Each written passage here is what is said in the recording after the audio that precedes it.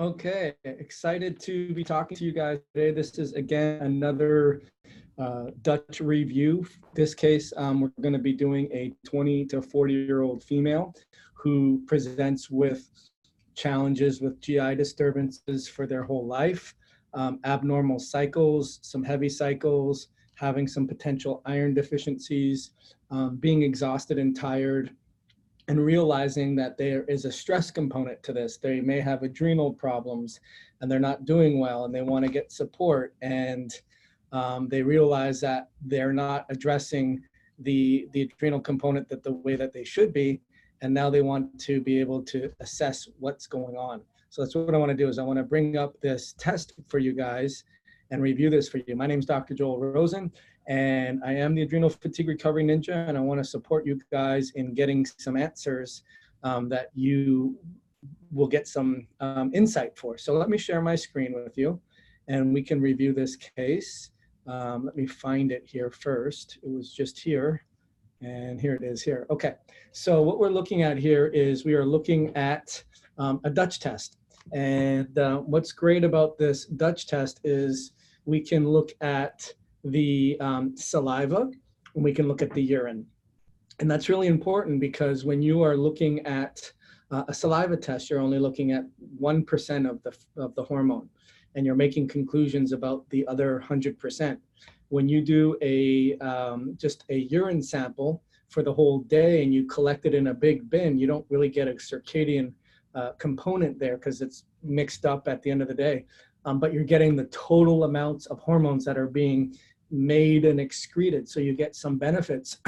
With the Dutch test, you're getting a little bit of both, where you're doing some different variations of timing with the urine test so you can see the metabolites, but then you're also doing a salivary awakening response, which salivary tests correlate very, very well with your circadian rhythm, meaning you should have lots of energy in the morning, your cortisol should be nicely elevated, and then throughout the day it should easily come down, hit a resting point minimally, go to bed, fall asleep, wake up, and do the same things day in, day out.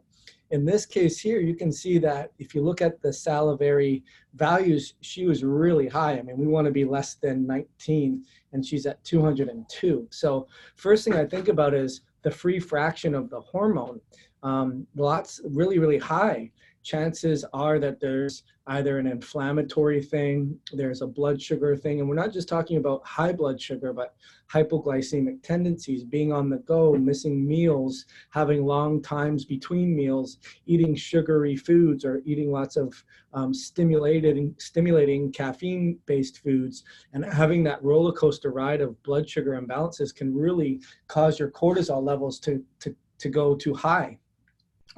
When we see a value here where the total metabolized cortisol is low, we could think about a couple things. We could be thinking about kidney function. She may not be clearing out a lot of those cortisol levels through the kidneys. So we'd want to obviously correlate that with her blood work and make sure her BUN, her creatinine, her filtration rates are fine. But the thing I think about is I think about hypothyroid challenges. I also think about potentially having inflammation, and I think about the downregulation of the HPA axis, where the body has been in fight or flight for long periods of time, even if you're in the 20 to 40-year-old range, and it slows down the feedback loop. So again, we think about pituitary, right? Is the pituitary wound up through inflammation, through insulin resistance, through psychosocial stuff, through medications, through hormones, to the point where it's shutting down or slowing down the HPA axis. But what's really interesting is you can see here that her DHEA is elevated. I mean, she's in the 20 to 40-year-old range, so it's right at that level there.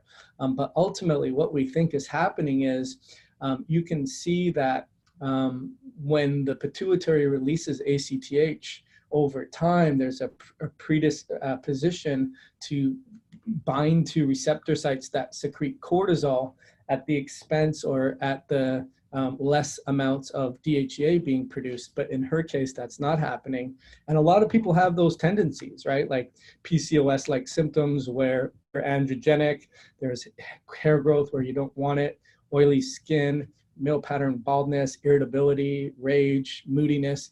And that could be happening again. So we really got to think about what are the causes here. And without getting into so many different kinds of supplementation, I'd really be looking at buckling down on the dietary things, meaning it doesn't have to go on a diet, but we want to know how's the microbiome? Are we digesting and utilizing all the nutrients we should be? Are we keeping the glucose levels stable? Is there any inflammatory things that are causing insulin levels to surge and create some dysglycemic tendencies, which drives that DHEA and testosterone levels? On the flip side, you can see that she is low on her hormone levels, and her estrogen and her progesterone is low as well. And again, a consequence of steroidal cycle. I mean, I really want to see genetic testing. There are some nutrients that are polymorphic, liver enzymes, methylation enzymes, and even seeing things that help produce your steroid cycle, like pantethine, can be a really problematic nutrient if you're not converting from the inactive B5 to the active B5, which is really what kickstarts that whole Krebs cycle and also kickstarts the steroidal cycle. So those are the things that I get from that page. Then we look and we want to see how is estrogen breaking down. And you can see that estrogen is ideally should be going down this protective pathway 60 to 80% of the time, which it's going down 78%, which is great. And then she should be going down this pathway 7.5 to 11% of the time. And it's actually upregulated 16.8, which we don't want to see because if it continues to go down this pathway, it can create DNA damage, which is not a good thing. And that's where we see some of those estrogen-like cancers. And I would be thinking, again, genetics, inflammatory based. I mean, everything comes down to inflammation. What is causing the inflammatory based challenges? And for the same reasons that DHEA and testosterone would be upregulated and potentially your HPA axis would be downregulated and your free fraction wouldn't be utilized, would be the same reasons that you're going down the same inflammatory DNA damaged based estrogen metabolite, which is a mouthful. So just think about it as inflammation is really just a wrench in the mechanics that really mess a lot of things up. Now people will say, well, let's get you on some DIM and I3C, which in her case, I wouldn't recommend because what it will do is it will push down this pathway, but she's already low with her estrogen levels already. We don't want to drain the bottom of the bucket even further. We want to support glucose. We want to support HPA axis function, pituitary support.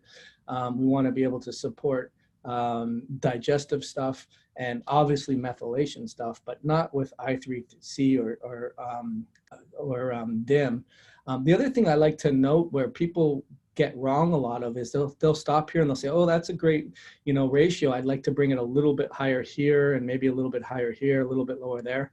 But the other thing that Dr. Carrie Jones talks about, which I've thought was insightful, is if you add up all the metabolites going in, so you have 6, and 1, so you got 13 there, maybe 13.8 or so, and then you have 0.4 and then 1, so 2 and 7, you have 9 and then 2, you have 11. So there's a certain amount that absolutely is unmetabolized or is not getting out and can create some hormone-like problems because you have these partially metabolized hormones that aren't getting particularly cleared, and then they re-jam up receptor sites. And that's another reason why we could see that free fraction be high potentially of cortisol because it's not being utilized.